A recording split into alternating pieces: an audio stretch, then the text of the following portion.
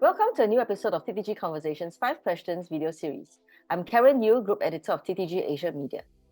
In this episode, we'll find out how today's work culture is shaping corporate travel. And taking us through this topic is Akshay Kapoor, Head of Sales, Asia Pacific at CWT. Welcome to the show, Akshay. Thanks for having me, Karen. I got 5 questions for you, and here's the first. There is a strong relationship between business travel and human resources, as seen in the growing importance of duty of care for traveling staff and work trips being recognized as a career development opportunity. However, work culture has changed in the post-lockdown years. We witnessed remote work, hybrid work, attention to mental wellness, for example. What would you say are some aspects of work culture that are most significant to corporate travel and events buying behavior?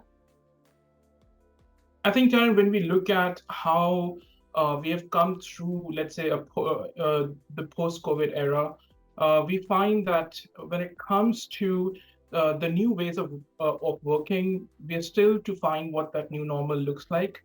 So when it comes to hybrid work and flexible working, organizations are toying with different ways through which they can still keep the employees motivated and have that level of collaboration that an office environment can give.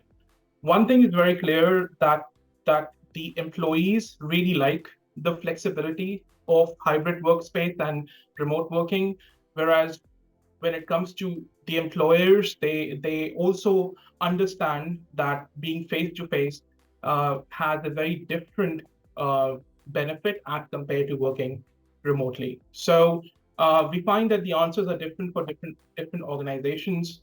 One of the things that we do find when we talk to our let's say customers is the fact that they're changing their real estate policies, for example, as well. So in some countries like India, for example, many organizations are trying to decentralize and trying to go with this motto that if the employees do not want to work in tier 1 cities and they don't want to come to us, we have to go to them. And thus you will find many of the organizations trying to get into the tier 2 and tier 3 cities and opening up office spaces there just to get the employees in the offices as well. The second thing is around the importance of well-being, and that is another very important area that companies are beginning to form their policies around as well. There was a research conducted by Aon a few months ago where amongst Asia Pacific, most of the employees, around 40% of them, said that this is the number one priority for them in the coming years. So I think it is very, very important to ensure that when it comes to travel policies, as well as the way that they create their value proposition, employers are focused around these things as well. And the third thing, which is front and center of every organization, is this element of well-being, the DE&I, as well as the focus on creating a more environmentally friendly policies as well. And they also contribute to this concept of the value proposition towards the new workforce that is coming into play, as well as the overall workforce as well. So I think these are 3 key trends that we find when we talk to our let's say customers, especially the HR teams. And how are companies adjusting their corporate travel policies to address these culture changes and staff expectations? We find that most of our customers are actively looking at these policies and trying to, let's say, to get to a new place, but most of them have not made major changes yet. We do see that there was a poll conducted by GBTA where 50% of the companies said that they've made some changes to the policies, but the 3 areas that we find that has had a big impact is the demand for the employees to come together. Internal meetings, for example, all of a sudden the value of these meetings have gone up significantly. Even being in the same city, sometimes team members are not meeting each other. So I think that is one area that many of the organizations are finding that their spend has gone up significantly, and thus new policies to address that is very, very important. The other thing also is around well-being, as I said before as well. Um, what what post-COVID people are realizing is even folks who were traveling very often for business, when they restarted to travel, they found that it's not as easy as it used to be. So there has been a company-wide focus on how they can make business travel a lot more friendly to the traveler as well as to their families as well. So I think areas such as gym allowance, fitness centers, access to fitness let's say centers have taken a much bigger let's say value in the overall policy making than it might have been before as well. Mm. And I think the last case is around the DE&I workforce as well. And corporate travel policies have this drawback that they end up creating a one-size-fits-all kind of a setup. So we have realized that there were many travelers, and more importantly, for organizations who are focused on DE&I, this kind of workforce is not exactly very comfortable with those standardized policies.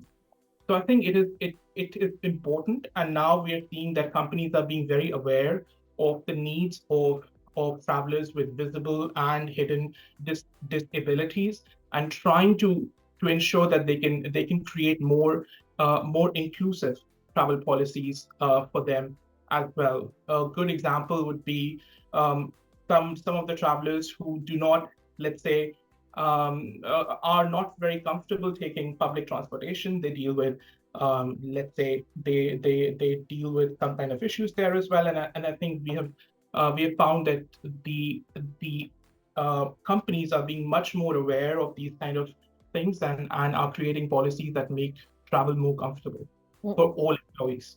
Mhm. Well, I think that's some very good progress there, Akshay. Hmm. How Indeed. can travel companies like yourself, like CWT, help to, in adjusting corporate travel policies to be more attuned to all these new expectations and needs then?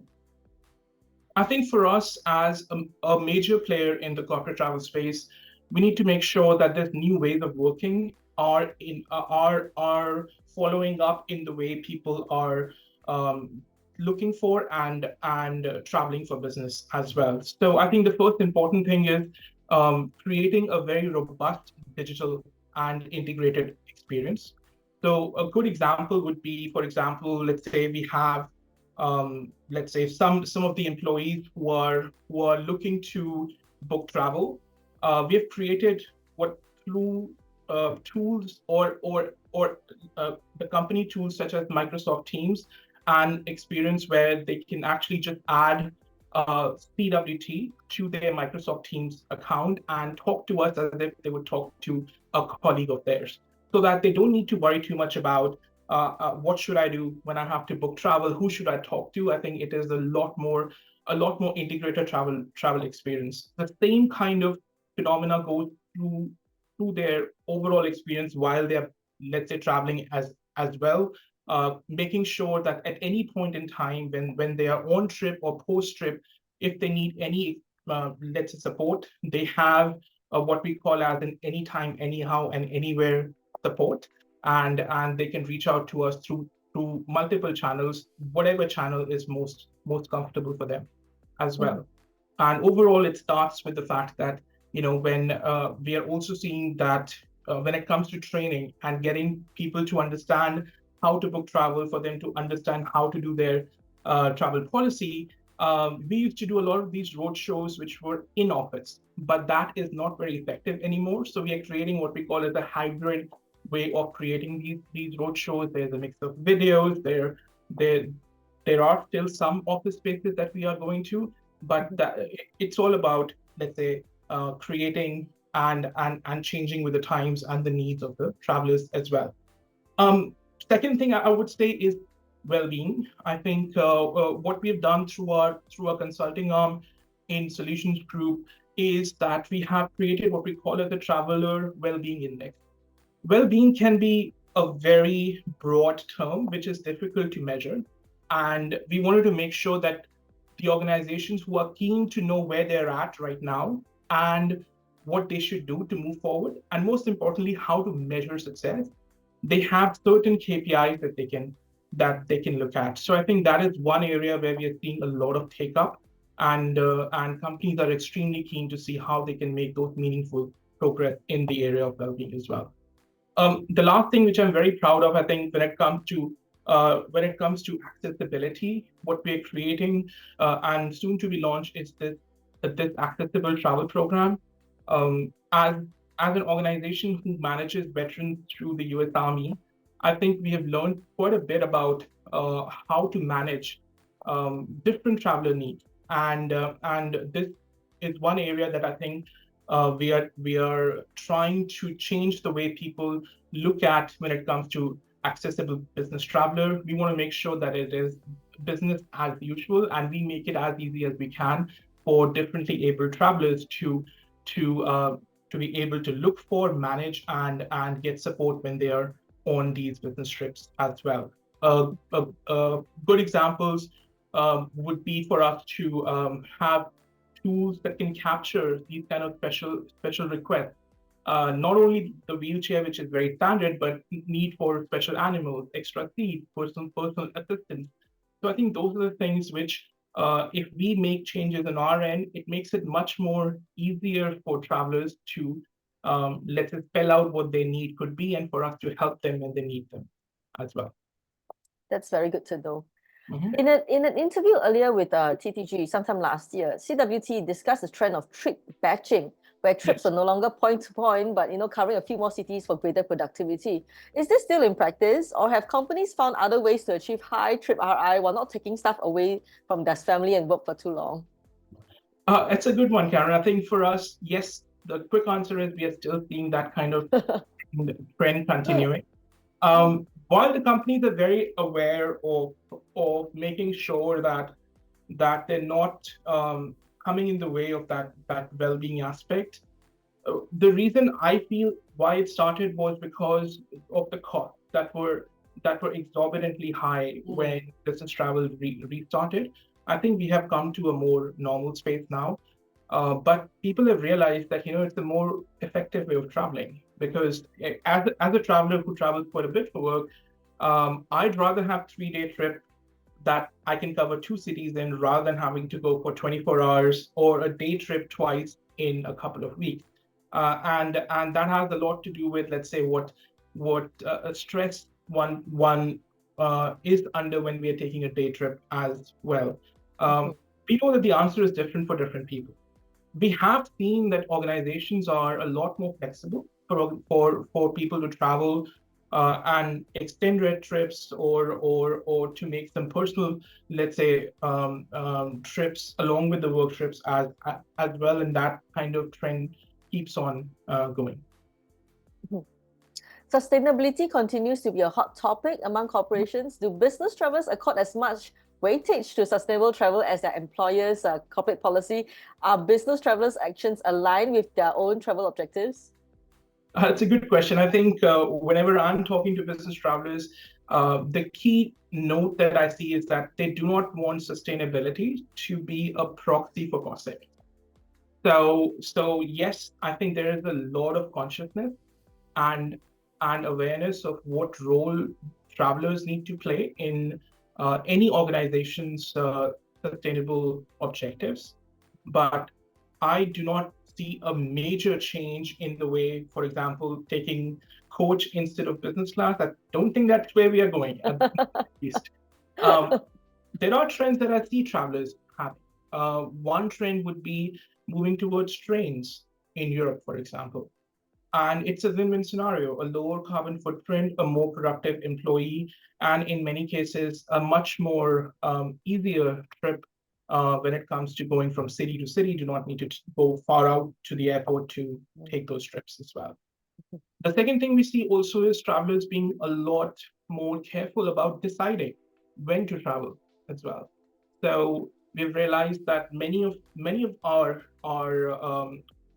let's say customers, travelers, are a lot more careful when they are thinking whether they need to travel, or whether they can do this, let's say, particular trip or job without making that trip happen. So I think those are two things where I see travelers being a lot more careful, But at the end of the day, I also want to make sure that we make it very clear that I think when it comes to an organization's sustainable approach, travelers are being very careful. And I think when it comes to joining new companies, they are keen on understanding how does this organization um, make sure that they are doing right by the environment, and thus those policies do play a part for travelers to join in organizations and in many cases stay as well. Wonderful. And that's all the questions I have for you, Akshay. Thank you so much for giving us your time. Thank you. Past and future episodes of TTG Conversations 5 Questions can be found on the TTG YouTube channel. Take care, stay safe, and I'll see you all on the next episode. Goodbye.